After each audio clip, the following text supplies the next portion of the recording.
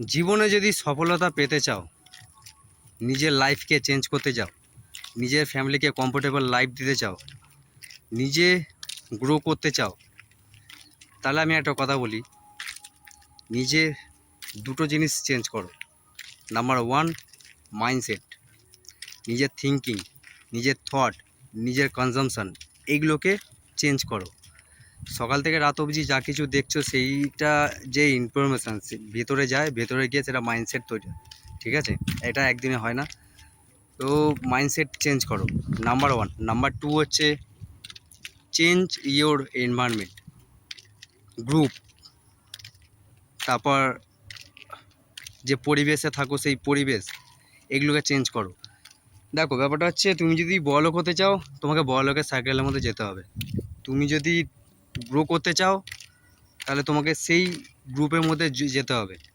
তুমি যদি একটা ভালো এনভায়রনমেন্টে যেতে চাও, টক্সিক যে এনভায়রনমেন্ট, সেখান থেকে লিভ করতে হবে তোমাকে। ওকে, তো জীবনে যা কিছু করো না কেন, যেখানে আছো সেখান থেকে দাঁড়িয়ে কিন্তু কোনো কিছু চেঞ্জ হবে না। যতই তুমি ইউটিউব ভিডিও দেখো, যতই তুমি শর্ট দেখো, যতই তুমি রিল দেখো, যত তুমি ইনস্টাগ্রাম দেখো, যত তুমি বই পড়ো, যত তুমি আর্টিকেল পড়ো, কিচ্ছু হবে না। খালি ডাস্টবিন বানানো হবে নিজের ব্রেনের মধ্যে। ইনফরমেশান সব কিছুই অ্যাভেলেবেল রয়েছে গুগলে, তো তাতে কী হয়েছে? মেন হচ্ছে ইমপ্লিমেন্টেশান। তো ব্যাপারটা হচ্ছে নিজের এনভায়রনমেন্টটাকে চেঞ্জ করো, সব কিছু চেঞ্জ হয়ে যাবে।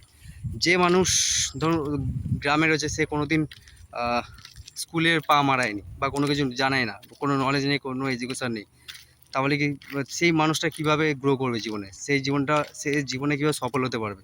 একটাই পন্থা, নিজের মাইন্ডসেট চেঞ্জ করো আর এনভায়রনমেন্ট চেঞ্জ করো, সব কিছু বদলে যাবে। Okay, so I hope you understand. বৃষ্টি পড়ছে, বেশি দেরি করে লাভ নেই।